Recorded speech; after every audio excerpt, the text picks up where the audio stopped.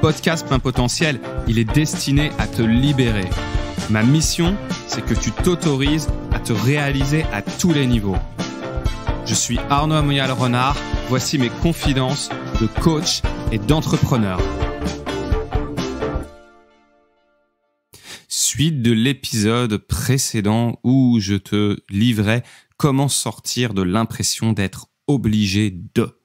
Alors, j'avais pris mon cas personnel où, quand j'étais dans des grosses boîtes, j'ai commencé par être celui qui commence le plus tôt, finit le plus tard, à celui qui commence le plus tard et finit le plus tôt. Je n'étais absolument pas, dans le deuxième cas, un tir au flanc, bien au contraire. C'est juste que j'avais construit un cadre que j'avais décidé. Et du coup, je ne me faisais pas déborder par des demandes ou des pressions que je n'avais pas envie d'assumer. C'est vraiment là la différence. Pour pouvoir me permettre ça, le taf était fait. Donc, ça veut dire que tu peux tout à fait construire ton cadre de liberté, mais quand tu es dans une organisation, la plupart du temps, pour te le permettre, il faut que derrière, tu fournisses ce qu'on attend de toi. Maintenant qu'on a parlé de ça, qu'est-ce qui m'a permis et qu'est-ce qui permet à mes clients d'assumer un choix, d'assumer une décision? Accroche-toi, c'est l'objet de cet épisode avec cette fameuse question unique que tu dois te poser pour assumer tes choix.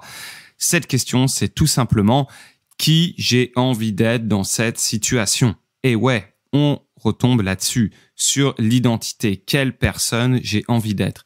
Et l'identité, elle inclut tellement de strates que je vais te donner les principales sur lesquelles tu peux mettre ton attention et ce qui va te permettre derrière d'assumer ton choix, ta décision. Donc déjà, c'est te poser la question, qu'est-ce qui est le plus important pour moi? Est-ce que pour moi, le plus important, c'est d'être la personne qui satisfait la demande de mon N+1, qui colle strictement à la politique, à l'organisation de ma boîte et être cette personne qui se fond dans le moule, ou est-ce que je choisis de fonctionner avec mes propres règles et de construire mon cadre? Est-ce que je choisis d'être cette personne qui privilégie mes aspirations profondes ou bien qui privilégie le système dans lequel je suis? Il n'y a pas de bonne ou mauvaise réponse. Tu peux tout à fait vouloir, parce que tu es par exemple carriériste, parce que tu as envie de monter les échelons, être cette personne qui rentre dans le moule, qui se conforme, et c'est OK. Mais si à un moment donné, pour toi, c'est plus important de t'organiser en fonction de ce qui compte pour toi et non par rapport aux injonctions des autres, à ce moment-là, si tu décides que c'est plus important, si tu es au clair avec cela, ton choix va être aligné et tu assumeras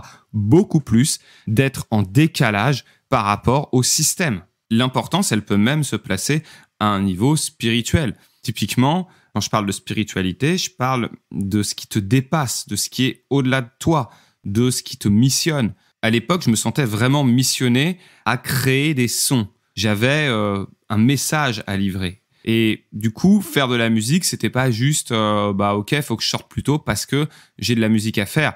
Mais je m'organise pour sortir suffisamment tôt afin de pouvoir respecter ma mission de création. Et ça change tout. Quand tu le mets au niveau spirituel, à ce moment-là, ça devient non négociable. Quand je parle de spiritualité, je parle de tout ce qui te paraît finalement plus grand que toi, qui est au-delà de toi-même. C'est pour ça que l'exemple de l'épisode précédent avec les enfants à aller chercher à la crèche, c'est pas de la spiritualité, mais ça peut un peu rentrer là-dedans j'ai mes enfants à aller chercher, donc il n'y a pas de négo possible. Ensuite, quand je parle de niveau identitaire, c'est qui je veux être dans cette situation par rapport à mes valeurs. Est-ce que j'estime que c'est respectueux quand mon N+1 me demande systématiquement à 18h un travail, un rendu qui était à faire pour hier? Voilà.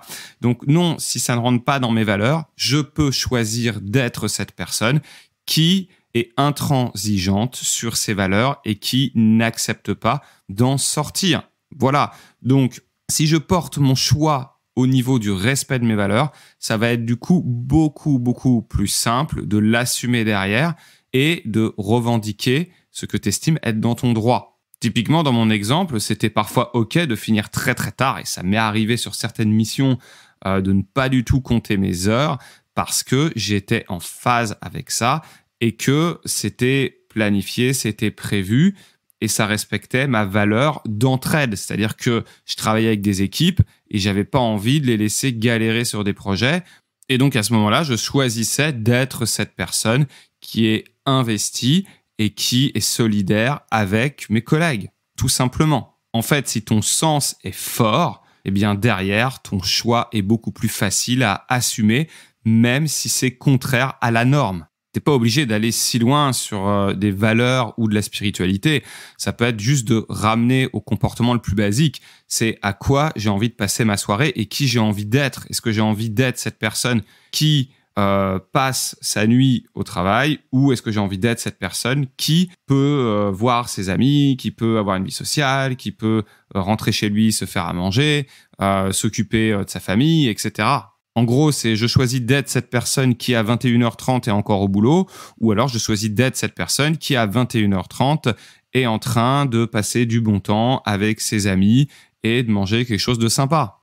En utilisant cette fameuse question de qui tu as envie d'être dans cette situation, eh bien, ça va non seulement te permettre d'assumer tes choix et en même temps te recentrer sur toi, sur ce qui est important. Ça va te permettre aussi de mieux te connaître. Et lorsque tu te connais mieux, rappelle-toi, tu gagnes en confiance parce qu'on fait confiance aux personnes qu'on connaît. Et ça te permet de te positionner, d'être clair avec toi-même et avec les autres. Donc, tu poses beaucoup plus facilement ton cadre quand tu le ramènes à l'identité. Et même dans le processus, au-delà du résultat, au-delà de ce que ça te permet d'atteindre, choisir qui tu as envie d'être, même dans l'inconfort, eh bien, te permet de faire un petit pas et puis encore un petit pas et au final, eh bien, d'aller sur le chemin.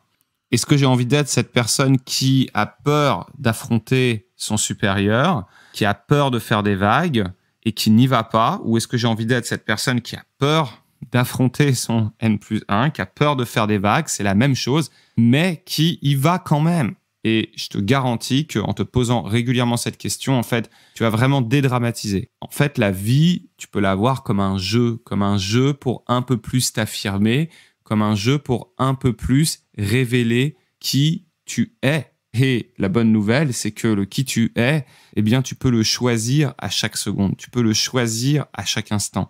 C'est ça, être plein potentiel au pluriel. C'est à chaque moment, tu définis qui tu es. Ce sont tes actions, tes choix.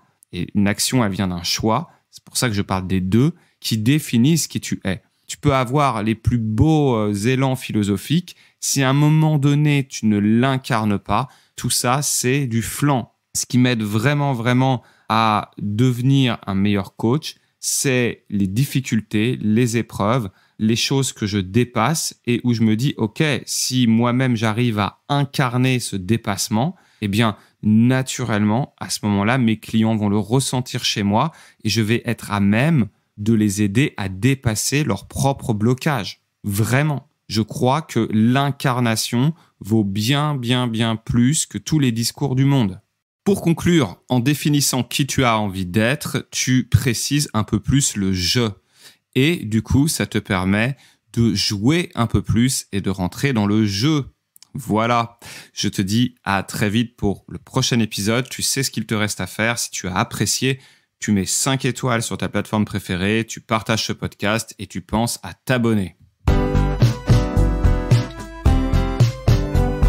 Je te donne tout ce que j'ai, je pars chercher ce qui me manque pourtant.